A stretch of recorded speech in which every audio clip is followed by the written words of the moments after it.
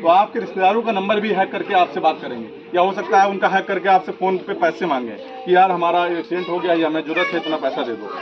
और वो ऐसे ऐसे सॉफ्टवेयर लगा लेते हैं कि आवाज़ भी उसी तरह पता चलेगी आपको, आवाज़ भी लगेगी कि हाँ हमारा वही फलाने जो है रिश्तेदार बोल रहे हैं या मित्र बोल रहे हैं, ठीक है। तो हमेशा ध्यान रखिए, जिसको कभी भी अगर आप, कभी कभी क्या होता है जो लोग बाहर जाते हैं विदेश में क्या होता है, कभी कभी फ़ोन आता है कि आपको बोलेंगे कि भाई आपका जो रिश्तेदार यहाँ आया हुआ है वो एक्सीडेंट हो गया उसका, या किसी पुलिस के केस में फंस गया है, इतना पैसा दे दो तो तुम्हारा जो है छूट जाएगा, नहीं तो नहीं छूटेगा। आप तत्काल उसका पैसा भेज देते हैं, ठीक है। तो आप सबसे पहले क्या करिए, उसकी तस्दीक करिए कि वो वीडियो कॉल करिए कि हमको दिखाइए भाई कहाँ एडमिट उसका एक्सीडेंट हुआ है, या अगर वो आप जो है पुलिस केस में है तो कहाँ है वो, भाई दिखाइए हमको। लेकिन कभी कभी वो जेल भी दिखा देंगे और सब दिखा भी देंगे कि हाँ अधिकारी सब बैठे हैं बाकायदा, सब बढ़िया हमारी तरह वर्दी वर्दी पहन के सब बढ़िया बैठे हैं।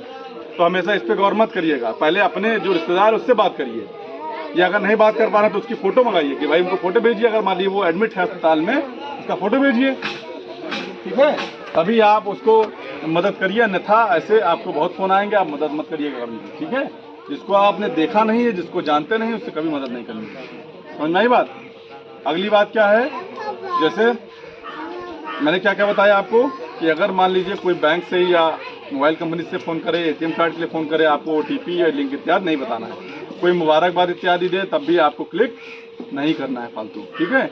या कोई विदेश में आपका संबंधी है बोले कि ये पुलिस केस में फंस गए हैं या जो है एक्सीडेंट हो गया पैसे भेज दो, तब भी नहीं भेजना है, समझना ही बात।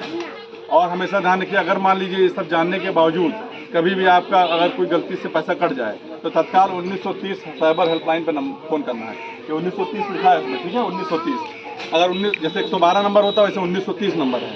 अगर 1930 पे फ़ोन नहीं मिल रहा है तो आप चले जाइए सीधे हमारे थाने चले आइएगा दौड़ते हुए, जितनी जल्दी आप आएंगे उतनी जल्दी हम आपका पैसा वापस करा देंगे। अगर आप देर लगाएंगे तो फिर आपका पैसा कट जाएगा और चला जाएगा, ठीक है। हमेशा ध्यान रखिए, समझ आई बात। 1930 नंबर, कौन सा नंबर? 1930। ये हमेशा ध्यान रखना, कभी भी अगर पैसा कटे या कोई भी फ्रॉड हो तो आप 1930 पे कॉल करेंगे, ठीक है। और हमेशा ध्यान रखिए कि आप लोग ज़्यादातर क्या होता है कि आजकल फ़ोटो वीडियो ये लोग ज़्यादातर गेम इत्यादि बहुत खेल रहे हैं, फ़ोन पे लोग गेम खेल रहे हैं, ठीक है। तो उससे जो पैसा इत्यादि आता है उस पर गेम में, या कोई ऐसा ऐप डाउनलोड कर रखा है जिससे पिक्चर उच्चर देखना है, फिल्म देखना है फ्री में, तो फ्री में कुछ कहीं कुछ नहीं होता, आजकल चाय नहीं पिलाता फ्री में कोई। अगर आपको कोई फ्री में फुल फिल्म दिखा रहा है या मान लीजिए गेम खिला रहा है कि पैसा देंगे, तो जो पैसा देगा वो शिकायतन पैसा देगा।